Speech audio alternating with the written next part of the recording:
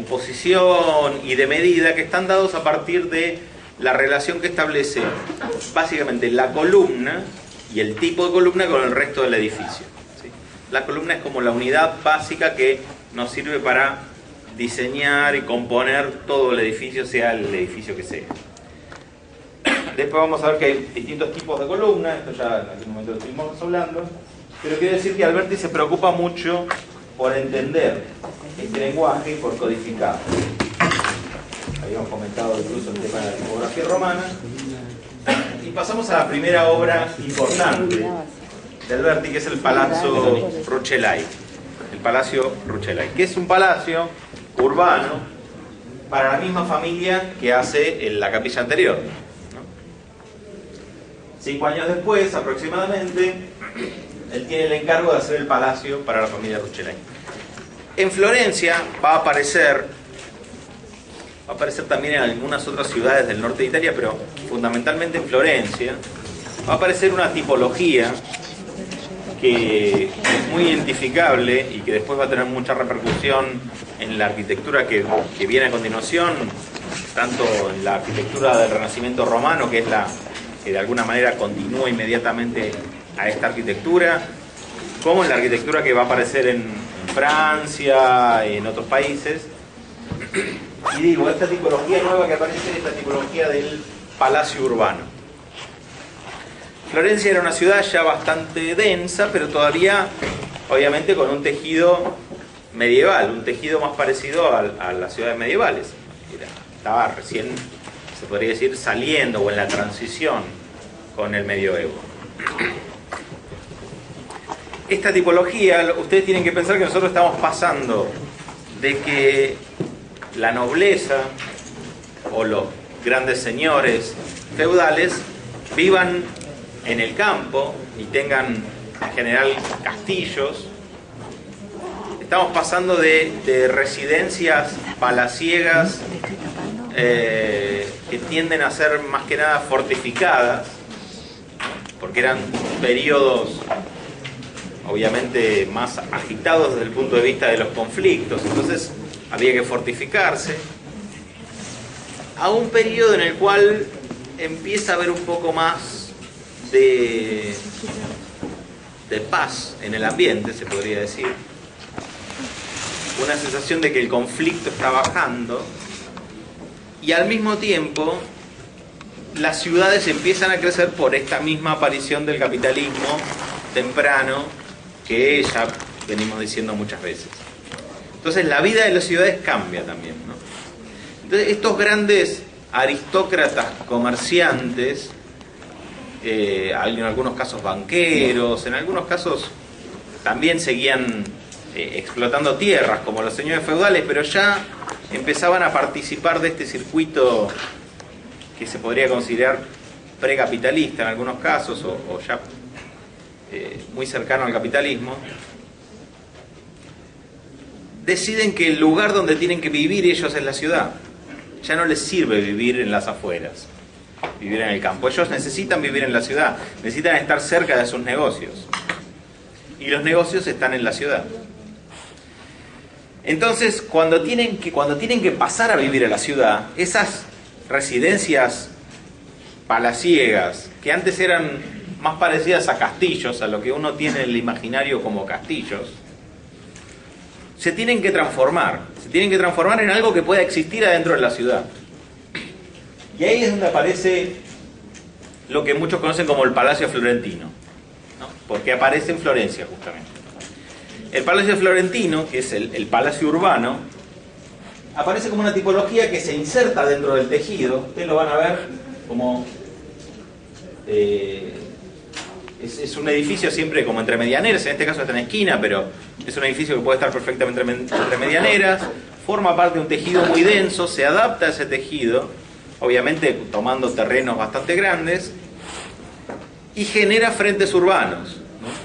Genera fachadas urbanas. Esto quiere decir que hay una calle, que enfrente tiene otra fachada, genera frentes urbanos. Y entonces toma conciencia de esa generación del frente urbano. Lo que hace Alberti como uno de los primeros arquitectos que enfrenta este desafío, había habido algunas otras experiencias previas, pero poquitas, Alberti es uno de los primeros que enfrenta este desafío. Es no solamente yo tengo que diseñar un palacio urbano y ver cómo se hace eso, que básicamente a nivel tipológico se hace poniendo un patio en el medio y armando la vida del palacio alrededor del patio, ¿no? Más allá de eso, tiene el desafío de generar esta fachada urbana, ¿no? ¿Cómo va a ser esta fachada urbana? ¿Cómo va a responder a la ciudad? ¿Cómo se va a mostrar a sí misma? ¿Cómo va a mostrar esta idea de poder, ¿no? Esta idea de poder, esta idea de aristocracia. Y acá el Renacimiento como movimiento le viene como anillo al dedo, ¿no? Esta cuestión de rescatar un pasado glorioso que tiene que ver con Roma le viene perfecto. Entonces, Alberti ya lo había hecho en la tumba que había hecho adentro de la capilla de los Rucellai. Ya lo había hecho ese gesto de rescatar el pasado glorioso para asociarlo con una familia aristocrática. Ahora lo que va a hacer es diseñar la fachada de su palacio. Y lo que hace, esta es la planta del palacio. Fíjense que el tejido es un tejido complejo, tejido de ciudad medieval, acá está incluso bastante recargado. Y lo que hace es tomar la esquina, es la esquina de abajo,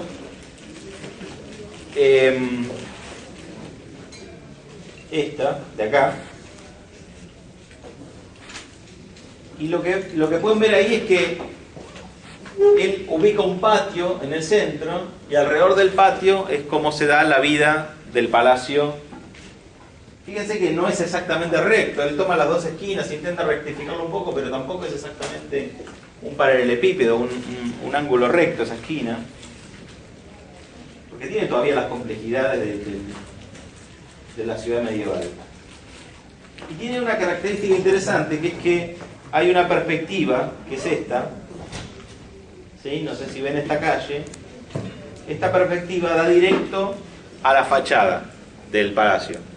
Generalmente las calles en las ciudades medievales son bastante estrechas, por cuestiones de generación urbana, ¿no? De la propia morfogénesis de la ciudad, pero al mismo tiempo por cuestiones de seguridad, por una serie de cuestiones asociadas. Las ciudades medievales tienen estas calles relativamente estrechas en general. Por lo tanto, una fachada bastante alta, como es la fachada del Rucellai, en una ciudad medieval, si vos la tenés que mirar desde la propia calle, no tenés prácticamente perspectiva para verla. Se te viene encima, no tenés la posibilidad de verla desde lejos.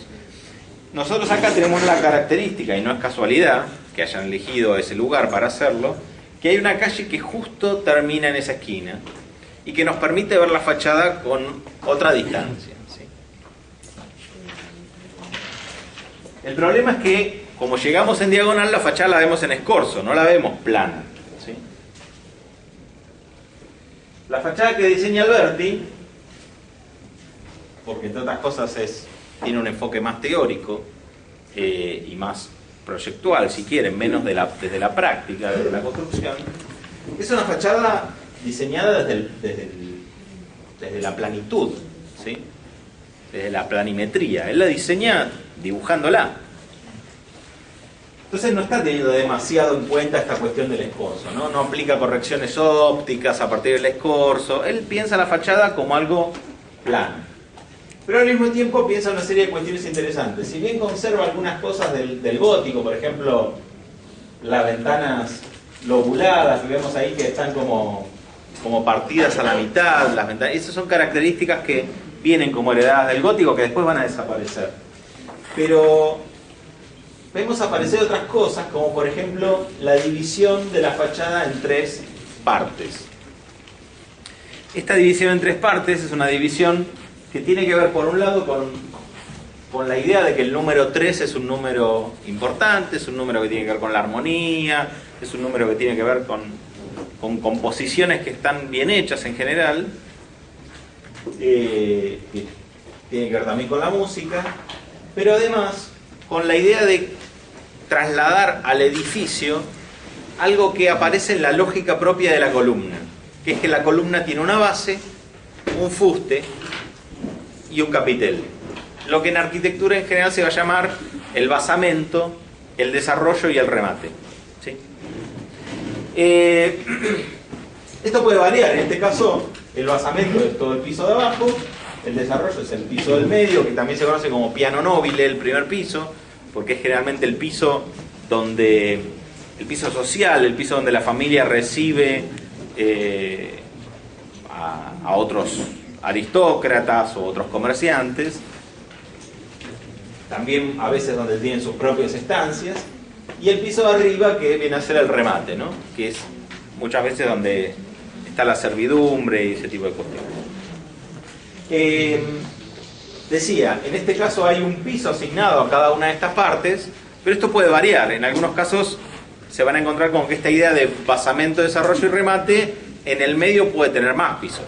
O sea, la parte de desarrollo puede llegar a tener más pisos. Y esto lo ven, por ejemplo, si van a visitar en algún momento Avenida de Mayo, acá en Buenos Aires, o sobre todo la Diagonal Norte, van a ver que los edificios todos tienen un piso que es la planta baja, que es un piso de basamento, que tiene que ver con esta lógica que yo ahora les voy a explicar, que tiene esta misma planta baja. Todo viene de acá, de alguna manera. Después en el medio puede tener 4, 5, 6 pisos de desarrollo, que van a tener características similares, y un último piso de remate, que a veces mete alguna cúpula, algún floreo arquitectónico, que tiene que ver justamente con lo que acá resuelve Alberti agregando una cornisa. Decía, esto lo vamos a ver que sigue apareciendo, esta idea de tripartita, de cómo hay que organizar la composición en fachada, sigue apareciendo hasta bastante entrado el siglo XX. O sea, son muchos siglos donde esta composición sigue apareciendo, y podríamos decir de alguna manera que los que la inauguran son estos arquitectos. Decíamos, en el basamento vemos que lo que aparece es que la sillería, que es una sillería un poco simulada, ¿saben lo que es una sillería, no? Es básicamente la traba de las piedras, ¿no?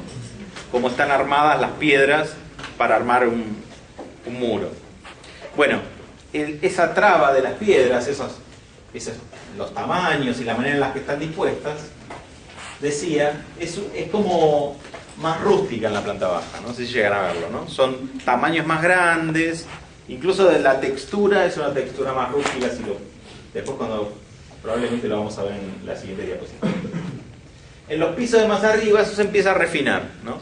Se empieza como a hacer, los módulos son más chicos, se empiezan a hacer un poquito más planos, más delicados, menos rugosos. Ese trabajo de refinamiento tiene que ver con un concepto que en arquitectura se llama tectónica, no sé si lo escucharon nombrar,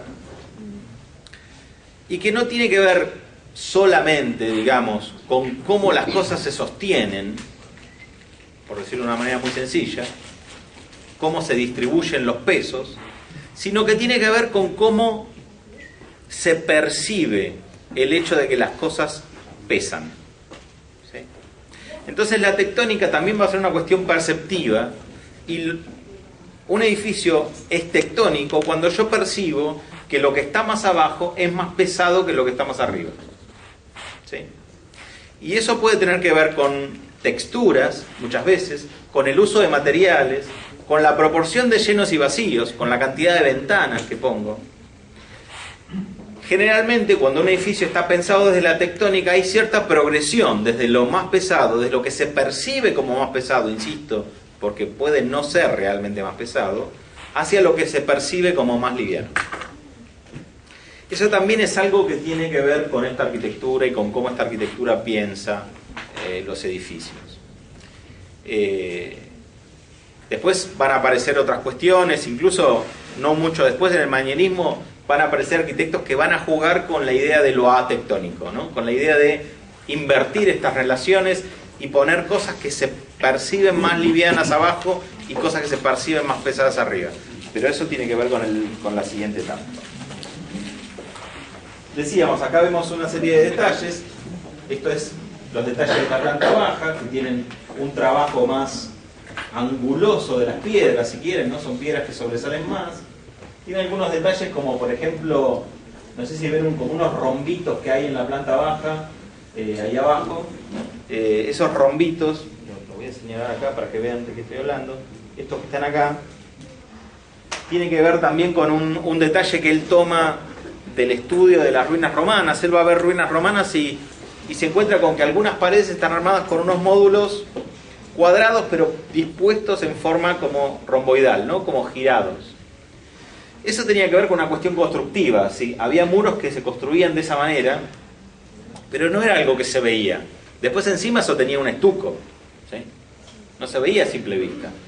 Pero como cuando él va a ver Roma hay cosas que están en ruinas, él percibe esta textura, esta especie de grilla constructiva, y lo transforma en un elemento ornamental, ¿sí?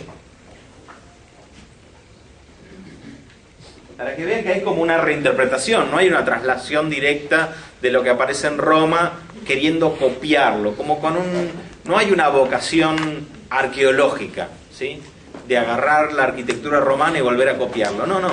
Lo que hay es esta idea de que ahí hay un vocabulario, que en esa arquitectura, la arquitectura romana, hay un vocabulario, hay una serie de cosas que yo puedo aprender para usarlas a mi manera, como yo quiero, ¿sí? Bueno, esta es la fachada. Y una cosa interesante, ya para ir terminando con esto, es ver que en esta lógica de los tres pisos, uno arriba del otro, que yo les decía, termina en esa cornisa, que va a ser también una característica bastante habitual de los palacios florentinos. Él además, en esta vocación por codificar el lenguaje clásico, utiliza un orden distinto para cada uno de los pisos. No se llega a percibir del todo bien, porque tampoco están muy depuradas las columnas, son apenas unas pilastras rectas con unos capiteles medio modestos, no es una cosa muy depurada, pero si se fijan, los capiteles del primer piso son muy sencillos, ¿sí? Son muy sencillos, son parecidos, es como una versión rectificada de lo que podría ser un dórico. Los del segundo piso son una versión de lo que podría ser un jónico, y los del tercer piso es una versión de lo que podría ser un corintio. ¿Por qué él pone los tres órdenes uno encima del otro? ¿Por qué no usa todo el mismo orden? ¿Y por qué los pone de esa manera? ¿Por qué hay uno abajo y otro arriba? ¿Y por qué son esos y no están en otro orden diferente? ¿Alguien sabe? ¿Alguien se le ocurre por qué?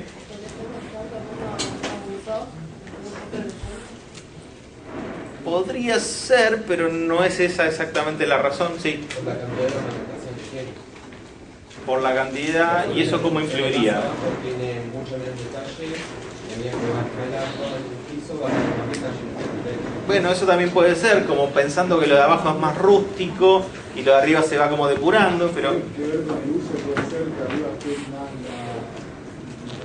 el palacio y abajo esté más la servidumbre y hay uno que es más detallado que el otro y por eso... También puede llegar a tener algo que ver con eso, algún valor simbólico de los órdenes. Pero a pesar de que puede llegar a tener que ver con todas esas cosas, la relación directa, que es con lo que en lo que es evidente que Alberti se inspiró, es en el Coliseo romano. El Coliseo romano tiene los órdenes superpuestos. Empieza con un dórico, después tiene un jónico, estos son semicolumnas, se ve mucho más claro acá. Después arriba tiene un corintio, y arriba de todo tiene una cosa medio extraña, no llega a ser un orden, es una cosa medio rara. Parece más una fortificación. Pero si se fijan, los tres órdenes de los tres primeros pisos son justamente esos: dórico, jónico y corintio. ¿Y con qué tiene que ver eso? ¿Cuál es la lógica que está atrás de apilar esos órdenes? En este caso, claramente no tiene que ver con el simbolismo de que haya, no sé, que los más pobres estén abajo, por ejemplo, ese tipo de cosas. Aunque si uno se pone a excavar, en algún punto tiene que ver con eso, pero... Y no tiene que ver tampoco con otras cuestiones de rusticidad. Como ven, el Coliseo es todo bastante parecido en ese sentido. El Coliseo trabaja esta idea de la tectónica, esta idea que yo les decía de lo más pesado abajo, a partir del uso de los órdenes. ¿Y por qué? ¿Por qué trabaja la idea de tectónica a partir del uso de los órdenes? Porque hay en los órdenes una noción implícita de tectónica, ¿sí? Se entiende que el dórico es un orden más pesado, es un orden donde las columnas son menos esbeltas. Se entiende que el jónico empieza a ser un poco más esbelta la columna y por lo tanto es un orden un poco más liviano, y el corintio es el más liviano de todos, ¿sí? Por lo menos de esos tres, que van a ver que hay 5 en realidad, pero no importa. Con lo cual, los órdenes llevan implícitos en sí mismos cierta noción de tectónica, ¿sí? Que, insisto, no tiene que ver con el peso real de las cosas, sino tiene que ver con cómo se percibe el peso de las cosas. Por lo tanto, siguiendo la lógica que nosotros veníamos diciendo, lo que hace Alberti es usar esa superposición de órdenes para reforzar esta idea de que lo de abajo es más pesado y hacia arriba se va alivianando. Obviamente esto, piensen que requiere cierto grado de erudición. Digo, Alberti era un estudioso, entendió que había esa lógica en los edificios romanos, sobre todo en el Coliseo, que se podía aplicar a otra arquitectura, pero cualquiera que pasaba por la calle no iba a entenderlo eso, ¿no? Porque un lenguaje, como cualquier otro lenguaje, hay que poder tener el vocabulario del lenguaje, las reglas gramaticales del lenguaje para poder entenderlo. Si hay alguien que no está acostumbrado a leer esa lógica y ve eso, no lo va a entender, ¿no? De todas maneras, como yo digo, hay algo del orden de lo perceptual que es un poco más intuitivo mezclado con eso. Pasamos a la siguiente obra, la iglesia de San Francesco, también conocido como templo malatestiano, o tempio malatestiano, porque pertenecía a la familia Malatesta, o la familia Malatesta había sido los mecenas de la obra. Que es otra obra muy interesante de Alberti, donde él ya empieza a trabajar. Fíjense que ya las columnas son semicolumnas, ¿no? Ya la columna se empieza a despegar de la fachada, empieza a tomar volumen. El trabajo de detalle de los órdenes de los capiteles es mucho más depurado, mucho más trabajado. Y a nivel compositivo tiene cosas muy interesantes, ¿no? Fíjense el trabajo que ya tiene el orden, ¿no? El capitel de la columna, las estrías de la columna, las cornisas, ¿no? Todo lo que viene a ser como el entablamento, ¿no? Que el entablamento viene a ser como esa consecución de cornisas y una serie de detalles ornamentales. Bueno, todo eso está mucho más trabajado, incluso vuelve a aparecer esta cuestión tipográfica que habíamos visto aparecer en la primera. En 1452, Alberti publica este libro que se llama De Rea Edificatoria, que se puede traducir como sobre las cosas de la construcción o de la edificación, ¿no? Sería como la traducción aproximada del latín, o el título es en latín.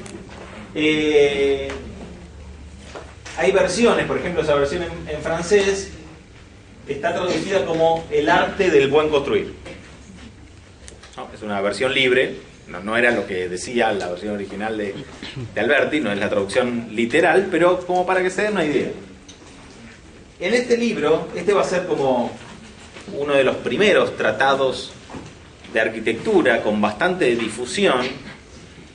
Lo que hace Alberti, y después en algún momento vamos a volver a eso, lo que hace Alberti es retomar las ideas de un arquitecto romano que se llamaba Vitruvio. Algunas las traslada tal cual, las encuentra en los escritos de Vitruvio, y otras las reformula y empieza a agregar cosas propias, ¿sí? En este libro y en otros libros que tiene también Alberti, tiene uno también sobre la pintura, tiene varios libros. Por esto digo que es un arquitecto también más teórico, es uno de los primeros tratadistas de la arquitectura. Es donde también él expone esta cuestión de la perspectiva científica, ¿no? Que yo les había dicho también la clase pasada, donde él dice que descubrió esto que es la perspectiva científica. O sea, es un arquitecto muy importante porque después todos los arquitectos lo van a leer a él, ¿no? Se van a referenciar en su obra para empezar a escribir sus propias obras. Piensen que acá, desde este momento, entre Alberti, entre los tratados de Alberti y las reediciones del Vitruvio, empiezan a convivir en paralelo la práctica de la arquitectura como algo concreto, como algo que tiene que ver con la construcción, con la teoría de la arquitectura, ¿sí? Como dos cosas que van de la mano. Es el tema de la perspectiva científica. Y el siguiente edificio es un edificio muy interesante que también va a impactar en toda la arquitectura que viene a continuación, incluso en muchas, no sé, iglesias o edificios que están hechos acá en América muchos siglos después, que es la iglesia de Santa María Novella. Para la iglesia de Santa María Novella, Alberti compone la fachada. La iglesia era una iglesia preexistente. ¿Terminó? ¿Terminó el tiempo? Santa María Novella. No se llega a ver, más o menos, ¿no? ¿Hago todo? No. Pues tengo que poner las letras en blanco y terminar con la fineza del... Sí. No usar color. No usar color. Santa María Novella, básicamente de Santa María la Nueva, algo parecido. Ya digo, es un edificio preexistente, es un edificio gótico, del gótico de esta zona de la Lombardía, es un gótico con algunas características particulares, y Alberti diseña la fachada. Y tiene algunas cosas interesantes, a ver si... ¿no? Acá quiero que vean cómo la fachada está como pegada a un edificio existente, ¿no? Es como, funciona como una especie de escenografía, ¿no? Él lo que necesitaba era darle a la ciudad una fachada que reflejara los principios con los que él venía trabajando, que eran los principios del Renacimiento, pero no le importaba demasiado el edificio anterior, no se iba a poner a reformar todo el edificio. Entonces lo que le pone adelante es como una especie de escenografía de piedra. Y acá se ve perfectamente. La fachada, que es esto, está un poquito quemada la imagen, pero tiene que ver con... Ustedes ya creo que tenían una copia en lo que tuvieron de trazados, quizás googlearon alguna cosa, vieron algo. Esta fachada es la primera que podemos decir que tiene un trabajo realmente exhaustivo del trazado. No es un trabajo así nomás, donde yo digo, bueno, tengo un módulo, repito, tengo un círculo dentro de un cuadrado, esto es el doble que esto o la mitad que aquello. No. Esta fachada tiene un trabajo realmente muy exhaustivo sobre la composición. Y la base de todo, no sé si se llega a ver, está, como digo, bastante quemada la imagen. Si explicás se ve mejor. No, tengo que poner en foco. Ahí se ve mejor. Ahí se ve mejor, ¿no? Bueno, si se fijan, acá en el costado aparecen unos circulitos, ¿sí? Bueno, esos circulitos son, esa medida, ese círculo, es el diámetro de la columna, ¿sí? En relación, tomando como módulo básico el diámetro de la columna, Alberti diseña toda la fachada, ¿no? En relación al diámetro de la columna está la altura de la columna, está el intercolumnio, que es la distancia entre columnas, y a partir de eso se empieza a organizar toda la fachada, ¿sí? A partir del diámetro de la columna también está cuánto va a medir la base de la columna, cuánto va a medir el capitel de la columna. A veces puede ser múltiplos del diámetro de la columna, a veces pueden ser incluso divisiones del diámetro de la columna. Puede haber cosas más chicas todavía que el diámetro de la columna. Y a partir de ahí se consigue un trazado general que tiene que ver primero con nociones geométricas un poco más abarcativas. Toda la fachada entra perfectamente en un cuadrado, ¿no? Eso se ve más o menos a simple vista. Toda la fachada puede ser dividida en 4 módulos en vertical y 4 módulos en horizontal. Después, las diagonales de esos módulos están en relación con otros elementos arquitectónicos que empiezan a aparecer. Entonces, hay un trazado general, ¿no?, que es global y que es geométrico, pero que se relaciona con un trazado que aparece desde ese módulo muy chiquito, que es el diámetro de la columna, a veces el semidiámetro de la columna, que es la mitad, para empezar a relacionar todas las partes entre sí. Esta idea de que todas las partes del edificio están relacionadas, por lo menos de la fachada, es la idea correcta de simetría, de lo que significa la palabra simetría. ¿Sí? La simetría, tanto para los griegos, los romanos o para los arquitectos del Renacimiento, no tiene que ver con lo que nosotros llamamos simetría, que generalmente es la idea de la simetría especular, la idea de que yo tengo un eje que está puesto acá en el medio y a partir de ese eje las cosas se repiten exactamente como copiadas en un espejo. Esa idea de la simetría especular, que puede funcionar en un eje, en 2 ejes, 3 ejes, es una idea simplificada de la simetría, ¿no?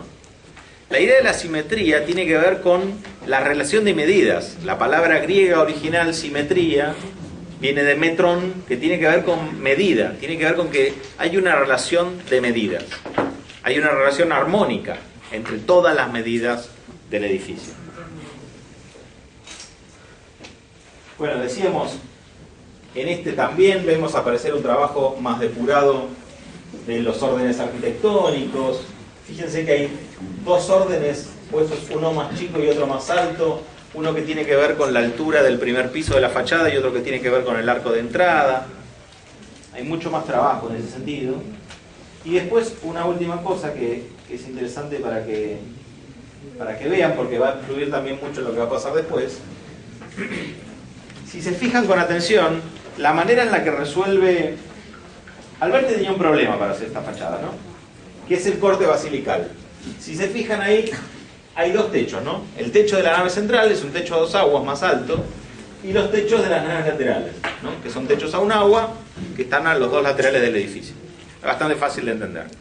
Eso él lo tenía que resolver con una fachada que integrara ese corte basilical.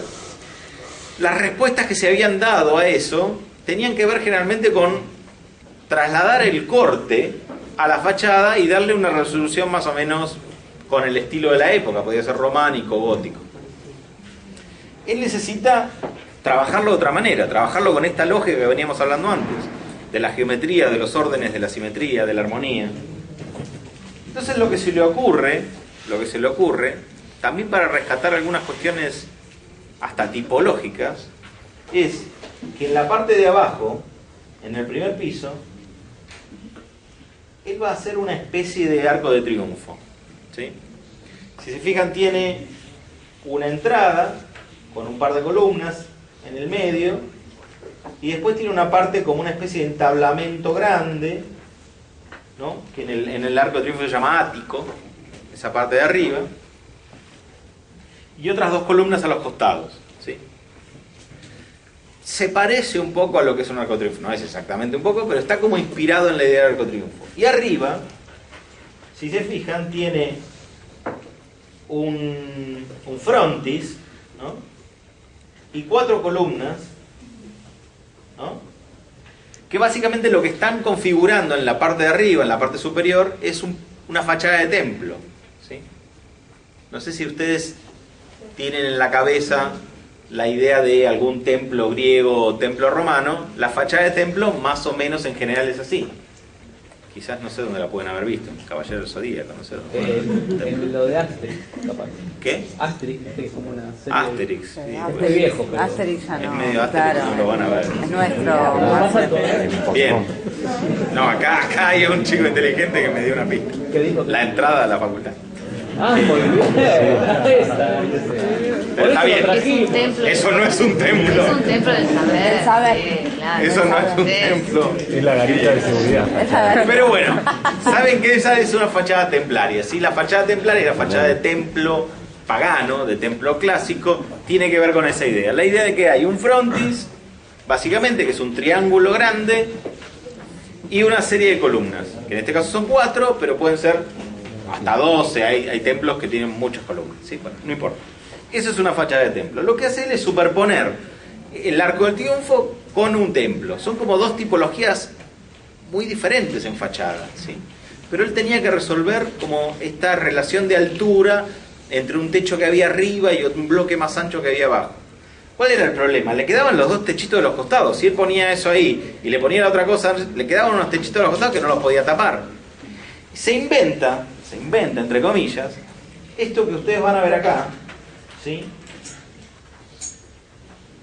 Esos triángulos que aparecen a los costados, uniendo las dos cosas, que se llaman volutas, ¿sí? En realidad lo que se llama voluta es eso que pega con una vueltita, ¿no? Que está justo en el borde. Lo otro es medio decorativo. Después van a aparecer en realidad variantes de esta voluta donde eso justamente es la voluta, que es eso que tiene una vueltita de un lado y del otro, que es una cosa parecida a lo que tiene el orden jónico en el capitel. También tiene volutas, tiene como unas cosas enrolladas. Bueno, eso después en otras arquitecturas va a tomar todo el triángulo y va a ser como todo una gran voluta. Lo que hace Alberti es hacer como una superficie decorativa y terminarla con esa voluta. Ese triángulo decorativo va a ser algo que se va a repetir mucho en la historia de la arquitectura. Aunque al principio era para resolver un problema que no sabía cómo resolver. Ahí se ve incluso el trazado de la voluta. Bueno, la siguiente obra es la iglesia de San Sebastiano, que es mucho menos conocida, pero es interesante por otras cosas que yo les quería. La fachada es rarísima, incluso tiene gestos que ya podrían ser considerados manieristas. Esto lo van a entender en la clase que viene, pero por ejemplo, romper el frontis, romper la cornisa del frontis con la ventana y con el arco es rarísimo para un arquitecto del Renacimiento. En el Renacimiento pleno, que viene justo a continuación de Alberti y de Brunelleschi, no podría pasar nunca eso. Es un gesto muy raro. Pero Alberti al mismo tiempo, que era teórico, era bastante experimental en algunas cuestiones. En esto que yo digo de que codificar el lenguaje implica también jugar un poco con el lenguaje. Esta fachada, ya, como digo, es muy rara, pero es muy interesante la planta. Estos son dibujos originales de Alberti. Y es una fachada que, como es una planta, digo, que como yo les decía con la fachada de Santa María Novella, tiene un trabajo de trazados muy profundo. No es, insisto, de nuevo, un cuadrado dentro de un círculo o alguna cosa por el estilo. Es un trabajo realmente profundo de trazados que implica ya ciertos conocimientos de geometría y de matemáticas que no son tan sencillos, ¿sí? No es solamente la proporción áurea o solamente dividir algo por 3 o por 2, ¿sí? Es mucho más complejo. Entonces acá estamos empezando a ver que hay arquitectos que no solamente se interesan por resolver cuestiones técnicas o por resolver cuestiones compositivas o por rescatar un lenguaje clásico, sino también por empezar a entender cuestiones más complejas de matemáticas y de geometría para poder aplicarlo en la composición de sus edificios. Van a ver que yo muchas veces utilizo la palabra composición en lugar de la palabra proyecto o la palabra diseño, aunque a veces por ahí lo uso como sinónimo, porque los arquitectos de esta época básicamente lo que hacen es componer, ¿sí? O sea, la idea de proyecto es una idea que más moderna, podríamos decir, desde el punto de vista de cómo entendemos nosotros el diseño, ¿sí? Estos arquitectos trabajan con otra noción de cómo son los procesos proyectuales que tienen más que ver con esta idea de composición, que es que yo ya tengo una serie de partes que están más o menos prefijadas, que es esto que yo les decía que es el vocabulario, de alguna manera, y a partir de ese vocabulario, que a veces son cuestiones muy concretas como tipos de columnas y capiteles, pero a veces son formas geométricas también, o relaciones entre formas geométricas, yo lo que hago es componer, que es básicamente el mismo ejercicio, y no casualmente se llama igual, que hace el músico, ¿sí? Que tiene una serie de notas y de relaciones preestablecidas entre las notas para que eso resulte armónico, y lo que hace es combinarlas de determinada manera. A ese tipo de combinación de cosas, a esa relación entre las partes y el todo, es a lo que se llama composición. creo que esta es la última. Es una obra que también va a tener mucha influencia en la arquitectura posterior, sobre todo en las fachadas. Van a haber fachadas como estas por todos lados, acá, incluso mismo en Buenos Aires, no sé, Santa Catalina de Siena, el Pilar en la iglesia del Pilar en Recoleta. Hay un montón de iglesias que toman esta tipología de fachada. En esta tipología de fachada lo que hace Alberti para resolver el mismo problema que tenía que resolver antes, o un problema parecido, porque en realidad la iglesia adentro no tiene exactamente un corte basilical, es un poquito más compleja. Para resolver un problema parecido, lo que hace en esta fachada es eso mismo que había hecho antes en Santa María Novela, que es poner un arco de triunfo abajo y un templo arriba. Lo que hace es poner uno adentro del otro. Y esto es lo que yo les quiero, insisto con esto, les quiero hacer notar que Alberti está experimentando acá. Está experimentando con el lenguaje, está experimentando con la noción de tipología, con que hay dos cosas que tienen que ver con dos usos completamente distintos, con dos significados simbólicos completamente distintos, y lo puede mezclar para generar algo nuevo. Algo nuevo que ya tiene una pregnancia propia que va a impactar en toda la historia de la arquitectura, y ya nadie se va a acordar que esto había sido en algún momento un arco de triunfo o un templo. ¿Sí? Va a ser una fachada de una iglesia. Y no sé si llegan a verlo, bueno, claramente aparece la fachada templaria, aparece en el frontis y en las 4 columnas, es exactamente la misma modulación que usó para el templo que aparecía arriba en Santa María Novela. Pero el arco de triunfo aparece en este orden menor acá, el arco grande, que ya ahora tiene profundidad, ya ahora tiene profundidad, no tiene espesor. O sea, ya realmente es un arco de triunfo, porque un arco de triunfo tiene espesor. Y la serie, el arco principal y la serie de como ventanitas o nichos laterales. El arco de triunfo en general se conoce por ser, como yo les decía, este bloque que tiene un arco grande en el medio, está partido en 3, ¿no? En vertical está partido en 3, y en los costados tiene como unos nichos o unas ventanas más chiquitas, y arriba el ático. Bueno, lo que hace acá es sustituir el ático por el frontis y mezclar estas dos tipologías, superponerlas. Otra cosa que también podría llegar a ser interpretada como un gesto manierista, y lo vamos a ver en Palladium, pero no importa. Quiero que vean cómo él está inaugurando algo que va a ser muy importante. Esta es la planta. ¿Puedo decir unas cosillas de la fachada? Uf, se va a hacer larguito. No, cortita. Si uno rastrea, por ejemplo, la cantidad de columnas que hay que poner en un frente, ¿sí? Siempre tiene que haber un espacio central, porque uno entra por el medio. Si uno piensa esto, esa tendría que tener 5, y la que saca es la que después materializa el eje compositivo de la simetría especular. Sí, hay una cosa, bueno, se ve en la fachada de Santa María Novela también pasaba lo mismo. El templo que usa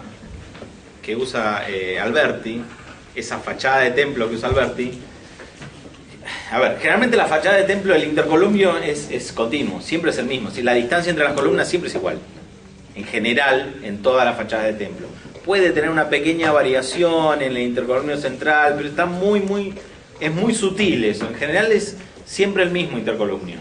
Y lo que pasa acá es que el intercolumnio central en estos templos, en estas fachadas templarias de Alberti, siempre es mucho más grande. Al punto que en realidad podría tener otra columna en el medio, como dice Marce. Si uno sigue la modulación del intercolumnio, en realidad hay otra columna en el medio.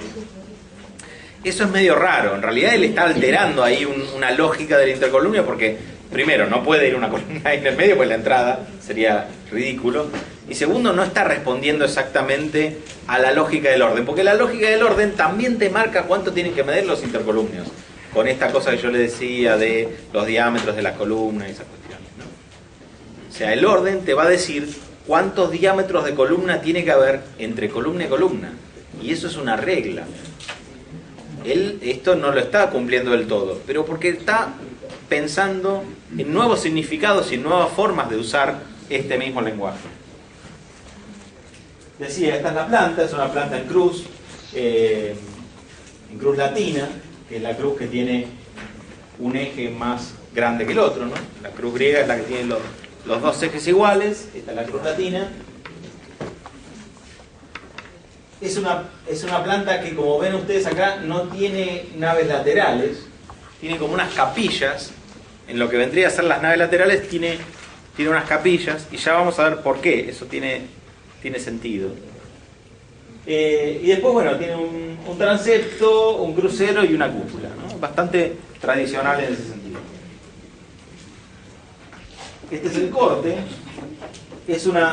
También otra cosa interesante, es una iglesia que ya incorpora la bóveda, que es algo que recuperan también de la construcción y de la tipología romana, porque por ahora las resoluciones que venían teniendo hasta ahora, en lo que veníamos viendo por ejemplo en Brunelleschi y en las iglesias anteriores del propio Alberti, era seguir utilizando el techo a dos aguas y abajo ponerle un cielo raso plano, ¿sí? Que era más simple de resolver estructuralmente, era más barato. Bueno, acá Alberti se juega a hacer una bóveda, y la hace, y es una bóveda impresionante, es una bóveda grande. Arriba obviamente eso lleva un techo también a dos aguas, pero la espacialidad interior cambia completamente. Este es un corte perspectivado donde se ve bien perfectamente ahí la bóveda y la cúpula. Fíjense un detalle interesante que tiene que ver con el proyecto, que es que él coloca entradas en los extremos del transepto, ¿sí? O sea, en los extremos del eje corto de la cruz, en cada una de las puntas él coloca entradas que son exactamente iguales a la entrada principal. No sé si se dan cuenta, ¿no? Es la misma fachada replicada.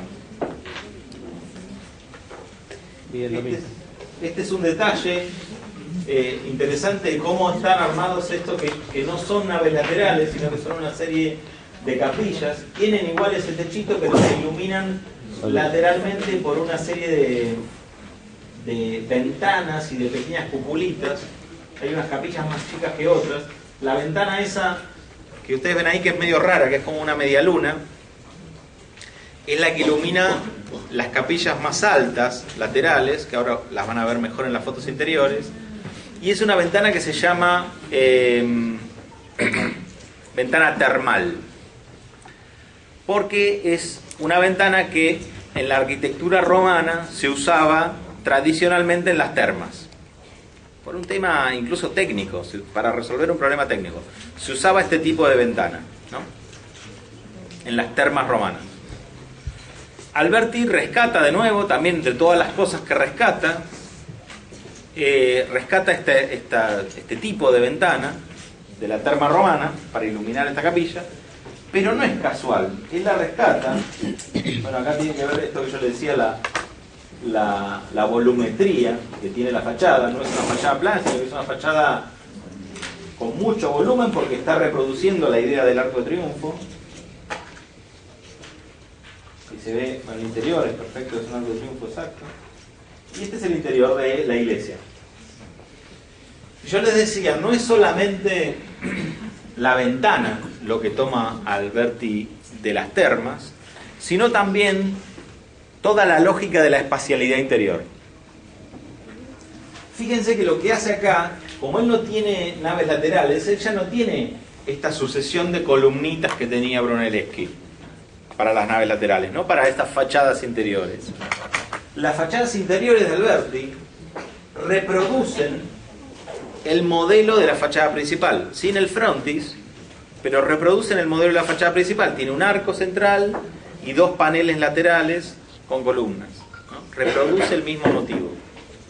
Pero además, si se fijan, esos arcos laterales tienen también como unas pequeñas bóvedas, que también están en la fachada, porque la fachada tiene volumetría, que van en el sentido opuesto a la bóveda de cañón central de la nave, ¿no?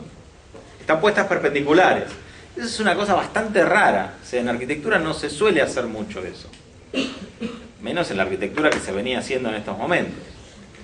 La nave lateral era una cosa que simplemente estaba bajo un techito, tenía unas columnas, nadie se preocupaba demasiado por eso. Está haciendo una cosa bastante extraña. Y eso lo saca de las termas romanas. Acá en las termas, ustedes van a ver, aparece la ventana termal, que es esa ventana en forma de media luna con esas divisiones verticales. Pero aparece también esta relación entre una especie de nave central abovedada y otras no son exactamente naves, son como capillas, podríamos decir, por lo menos en la iglesia son capillas, en la terma podrían llegar a ser naves, que tienen la bóveda colocada en el sentido perpendicular.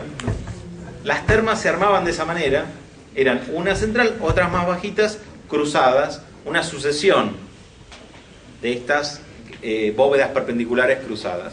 Y eso armaba la espacialidad de la terma, que como ven era una espacialidad bastante espectacular, ¿no? Como se ve en la de abajo, es una reproducción, si no me equivoco, estas son las de Caracalla. Eran lugares enormes, donde los romanos iban a bañarse, básicamente. Pero bueno, así eran los romanos. La espacialidad interior, como yo decía, reproduce eso. Entonces no solamente toma la tipología del templo, la tipología del Arco del Triunfo, sino que acá ya está tomando una tipología que tiene que ver con un concepto espacial, con una espacialidad determinada, que es la espacialidad de la terma, de nuevo para reinventarla y reconfigurarla en algo que va a ser una iglesia, ¿sí? En algo que al mismo tiempo va a tener esta característica de la terma, pero va a tener la direccionalidad de la iglesia, ¿sí? La iglesia, sobre todo la iglesia en cruz latina y la de esta época, se caracteriza por tener una direccionalidad que va desde el acceso principal, desde lo que se llaman los pies de la iglesia, hacia el altar o el ábside, ¿no? Esa direccionalidad va a seguir estando marcada en Alberti. Pero lo que vemos es que él la combina con una tipología que no tiene naturalmente esa direccionalidad. La tipología de las termas no es direccional, ¿sí? Entonces, de nuevo, él está inventando cosas. Bueno, acá vemos otras fotos, vemos la escala, ¿no? Miren lo que miden las sillitas, ¿no? Para que se den una idea más o menos de que es bastante grande. Bueno, y terminamos con esta pequeño, este es un fresco que está en Santa María Novella. Es un fragmento en realidad de un fresco que está en Santa María Novella, donde vemos a Masolino, que es el que está atrás, Alberti, que es el de pelo enrulado, el morocho, Masaccio y Brunelleschi. Masaccio era el que había pintado la Trinidad, para el cual Brunelleschi había dibujado la perspectiva científica. Alberti es el que venimos hablando ahora, que había dicho en algún momento, bueno, descubrí la perspectiva, pero en realidad la había descubierto Brunelleschi. Eran todos amigos, ¿sí? Digo, se conocían, eran colegas.